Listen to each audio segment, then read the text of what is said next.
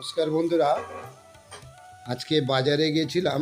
বাজারে গিয়ে কাটাপোনা রুই আর টাটকা নতুন ডাঁটা, এই ডাঁটা আলু দিয়ে আমি গিন্নিকে বললাম একটা হালকা করে ঝোল করো, মশলা কম দিয়ে।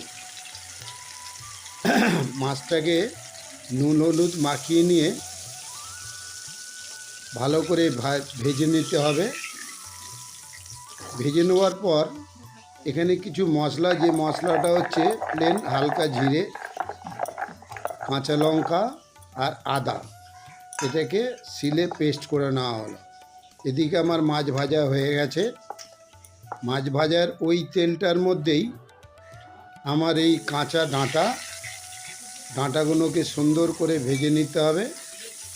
ভেজে নিয়ে এরপরে ডাঁটা ভাজা হয়ে গেলেই ওই তেলের মধ্যেই সামান্য একটু ফোড়ন দিয়ে ওই বড় বড় কাটে রাখা আলুগুলো ভেজে নেওয়া হবে।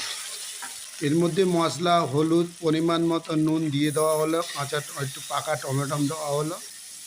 দিয়ে সুন্দর করে নেড়ে চেড়ে তেল যখন বেরিয়ে আসলো, মশলা জল ঢাললাম। এই জলটা হালকা ফুটে যাওয়ার পরেই ডাঁটা দেওয়া হলো।